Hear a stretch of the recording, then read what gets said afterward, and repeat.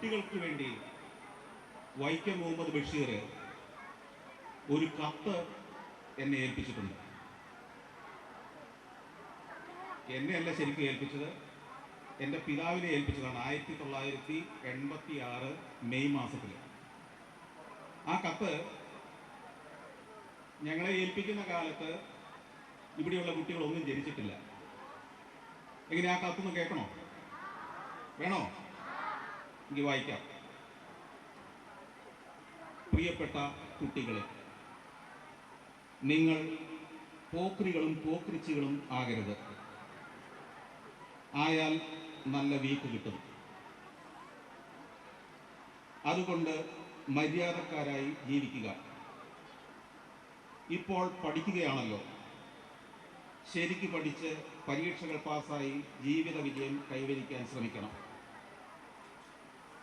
നിങ്ങളുടെയൊക്കെ പ്രായക്കാരായ ഒരുപാട് ലക്ഷം കുട്ടികൾ വിദ്യാഭ്യാസത്തിന് സൗകര്യങ്ങളില്ലാതെ ജീവിക്കുന്നുണ്ട്. അതൊക്കെ നിങ്ങൾ ഓർക്കണം.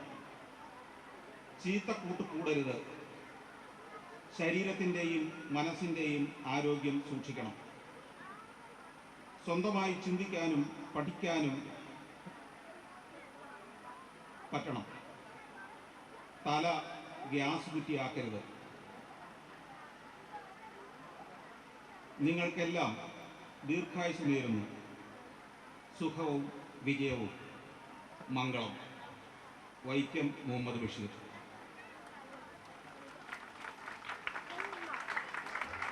ആയിരത്തി 1986 മെയ് മാസത്തിൽ അക്കാലത്ത് പ്രസിദ്ധീകരണം ആരംഭിച്ചിട്ട് 2-3 വർഷം കഴിഞ്ഞിരുന്ന ലേബർ ഇന്ത്യ എന്ന മാസികയ്ക്ക് വേണ്ടി അദ്ദേഹം എഴുതി അങ്ങോട്ട് അയച്ചു തന്ന ഒരു കത്താണ്. അന്നത്തെ 10ാം ക്ലാസ്സിൽ പഠിച്ചിരുന്ന കുട്ടികളൊക്കെ ഈ കത്ത് വായിച്ചിട്ടുണ്ടാവും. അവരിൽ പലരും ഇന്ന് 86-ൽ 10ാം ക്ലാസ്സിൽ പഠിച്ചവരൊക്കെ 52, 53, 54 വയസ്സുള്ള ആളുകളായി ഞങ്ങളെപ്പോലെ കൂടി ഇരിക്കുന്നുണ്ടാവും. ഞാൻ സ്കൂളിൽ പഠിക്കുന്ന കാലത്ത് 5ാം ക്ലാസ്സിൽ വെച്ചാണ് ഒരു പേര് കേൾക്കുന്നത്, വൈക്കം മുഹമ്മദ് ബഷീർ എന്ന പേര്. അക്കാലത്ത് ഒരു ബാലമാസിക ഉണ്ടായിരുന്നു. ഇപ്പോൾ ആ പ്രസിദ്ധീകരണം ഇല്ല. പൂമ്പാറ്റ എന്നായിരുന്നു എൻ്റെ പേര്. കേട്ടിട്ടുണ്ടോ പൂമ്പാറ്റ? മുതിർന്ന കുട്ടികളാണ് അതിൻ്റെ എല്ലാം വായനക്കാർ. അവരെല്ലാം ഇരുന്ന് തലയാട്ടുന്നുണ്ട്. ഈ പൂമ്പാറ്റ കൃത്യമായിട്ട് വീട്ടിൽ വരുമായിരുന്നു. എൻ്റെ പിതാവ് എല്ലാ മാസവും, അന്ന് മാസത്തിൽ ഒരു തവണയായിരുന്നു ആദ്യം ഉണ്ടായിരുന്നത്, പിന്നീട് എനിക്ക് ഒന്ന് മാസത്തിൽ 2 തവണയാക്കി ഈ പൂമ്പാറ്റ വാങ്ങിക്കൊണ്ടുവന്ന് ഞങ്ങൾക്ക് തരും. കൊണ്ടുവന്ന് തരികയല്ല, അദ്ദേഹം വളരെ വൈകിയാണ് വീട്ടിൽ വരിക. വരുമ്പോൾ അതവിടെ കൊണ്ടുവന്നൊരു മേശയിൽ വെച്ചിട്ടുണ്ടാവും. ഞങ്ങൾ പിറ്റേന്ന് രാവിലെ ഉണർന്നെഴുന്നേൽക്കുമ്പോൾ കാണുന്നത് ഈ പൂമ്പാറ്റയാണ്. അതിൽ ഒരു ലക്കം പൂമ്പാറ്റയിൽ ഒരു കഥയുണ്ടായിരുന്നു. ആ കഥയുടെ കുറച്ചു ഭാഗം ഇങ്ങനെയായിരുന്നു. ആ കഥ എന്നെ ആകർഷിച്ചത്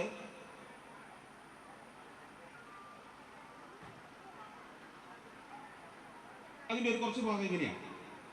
അബ്ദുൽ ഖാദറിൻ്റെയും എൻ്റെയും കിടപ്പ് മിക്കപ്പോഴും ബാപ്പയുടെ കൂടെയാണ്. കട്ടിലിൽ മെത്തപ്പായയിൽ കിടക്കുന്നു. ബാപ്പ, അബ്ദുൽ ഖാദർ, ഞാൻ. ഉമ്മ കുറേ ദൂരെ വേറൊരു കട്ടിലിൽ. ഇങ്ങനെ സസുഖം ജീവിച്ചു വരുമ്പോൾ ഒരു ഘോര സംഭവം നടക്കുന്നു. സത്യം, നീതി, ധർമ്മം എന്നിവകളുടെ കഴുത്ത് നിഷ്കരണം അറുത്ത് ലോകനാശത്തിന് വഴിവെക്കുന്നു. സംഭവം ശുദ്ധമൂത്രമാകുന്നു. ആരോ കിടക്കപ്പായയിൽ കിടന്ന് രാത്രി മൂത്രമൊഴിക്കുന്നുണ്ട്.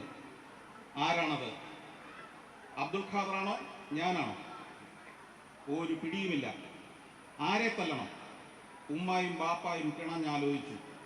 ഒരു തുമ്പും കിട്ടിയില്ല. ഈ കാലത്താണ് സത്യം, നീതി, ധർമ്മം ഇത്യാദികളെ കശാപ്പ് ചെയ്യുന്നത്. ആ ക്രൂരകൃത്യം നടക്കുന്നത് ഒരു സന്ധ്യയ്ക്കാണ്. സൂര്യൻ അസ്തമിക്കാറായിട്ടില്ല. ഞങ്ങളുടെ വീടിൻ്റെ പടിഞ്ഞാറ് വശത്തുള്ള പടിയുടെ അടുത്ത് നിൽക്കുന്ന തൈത്തെങ്ങിൻ്റെ ഉച്ചിയിൽ നിന്ന് സൂര്യൻ എല്ലാം കാണുന്നുണ്ട്. സൂര്യൻ തന്നെ എല്ലാത്തിനും സാക്ഷി.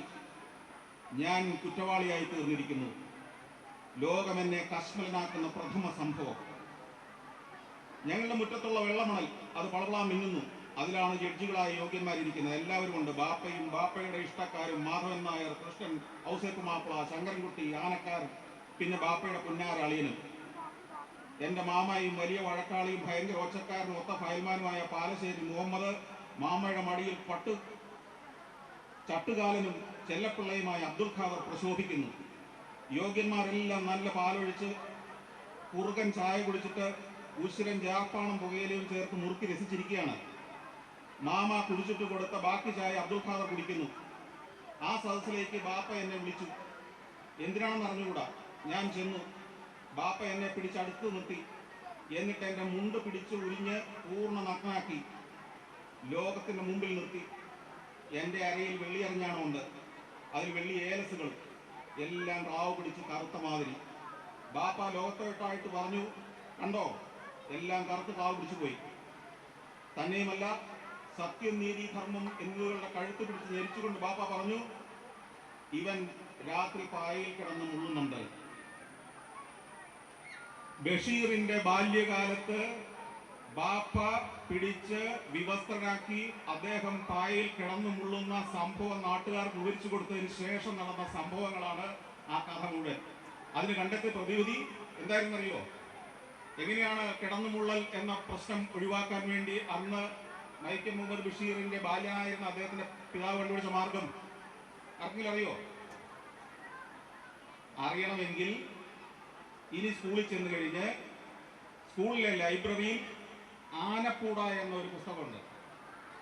അതെടുത്ത് വായിക്കുവോ? ഗംഭീര സംഭവമാണ്. ഞെട്ടിത്തരിച്ചു പോകുന്ന സംഭവങ്ങളാണ് പിന്നെ നടക്കുന്നത്. അതിൻ്റെ ഒരു ക്ലൂ പറഞ്ഞു തരാം പിള്ളേർക്ക്.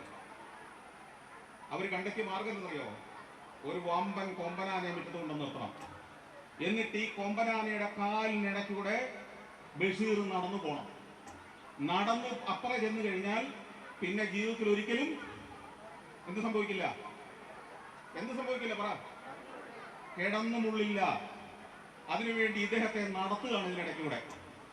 മൂപ്പർക്ക് പേടിയാണ്, കിടക്കാൻ പറ്റുന്നില്ല. കാലിന്റെ ഇപ്പുറത്തൊന്ന് നിൽക്കുകയാണ്.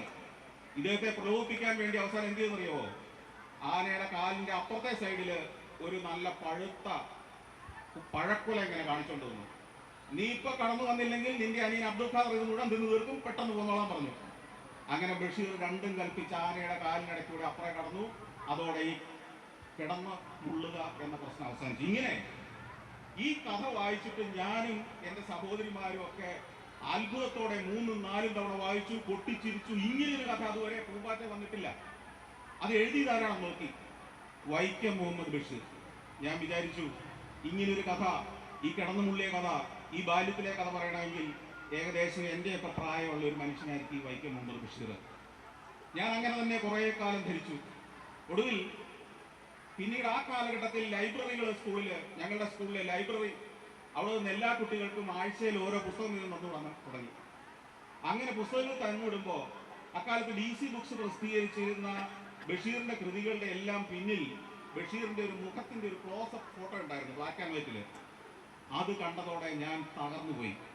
ഇതെന്റെ പ്രായമല്ല, എൻ്റെ പിതാവിന്റെ പ്രായമല്ല, എൻ്റെ മുത്തച്ഛന്റെ പ്രായമുള്ള ഒരു മനുഷ്യനാണ് ഇങ്ങനെയൊരു കഥ എഴുതിയെന്നുള്ളത് എന്നെ അത്ഭുതപ്പെടുത്തി കളഞ്ഞു.